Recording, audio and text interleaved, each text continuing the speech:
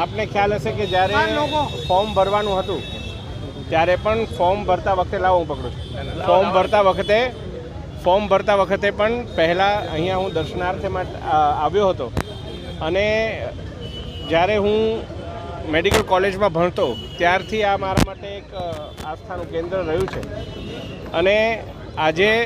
મેં આપને આપે મને પ્રશ્ન પૂછ્યા વડોદરાને લઈને આગળ શું કરવાનું છે, ટૂંક સમયમાં શું કરવાનું છે, એ તમામ બાબતોએ આપે મને ઘણા પ્રશ્ન પૂછ્યા, પરંતુ મેં એવું કહ્યું કે એકવાર ઔપચારિક રીતે જાહેરાત થાય ત્યારબાદ હું કહું એ વધારે યોગ્ય જણાશે. આજે હું આપના સમક્ષ પહેલાં તો વડોદરાની તમામ જનતાઓનો એમણે જે પ્રકારે નરેન્દ્રભાઈ મોદીજીના વિચારસરણીને, રાષ્ટ્રવાદી વિચારસરણીને, ભારતીય જનતા પાર્ટીના સાંસ્કૃતિક રાષ્ટ્રવાદને સમર્થન આપી અને મોટી સંખ્યામાં એમને ચૂંટ્યા છે અને આટલા ખૂબે મત વડોદરાના ઉમેદવાર તરીકે મને પણ આપ્યા છે, તો હું બે હાથ જોડી અને નતમસ્તક વડોદરાની જનતાને ખૂબ આભાર માનું છું, એમનો ધન્યવાદ કરું છું. અને સાથે જે પ્રકારે અમારા પ્રદેશમાંથી જે અમને સૂચના આપવામાં આવી હતી કે કોઈપણ પ્રકારની આપણે ઉજવણી ના કરી અને રાજકોટની જે કરુણાંતિકા છે એમને આપણી સંવેદનાઓ આપણે પ્રદાન કરીએ, તો તમામ અમારા કાર્યકર્તાઓ સાથે ચર્ચા કરી અને આજે હું અહીંયા એક નિર્ણય જાહેર કરું છું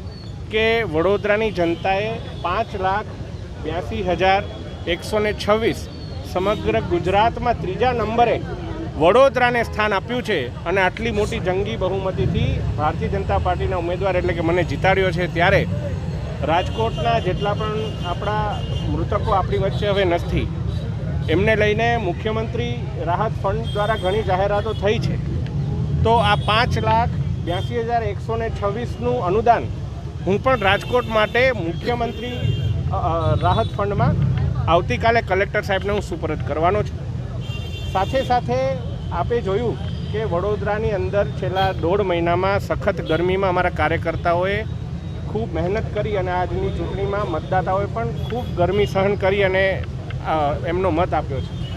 આપણે સૌએ કાલે વિશ્વ પર્યાવરણ દિવસ છે ત્યારે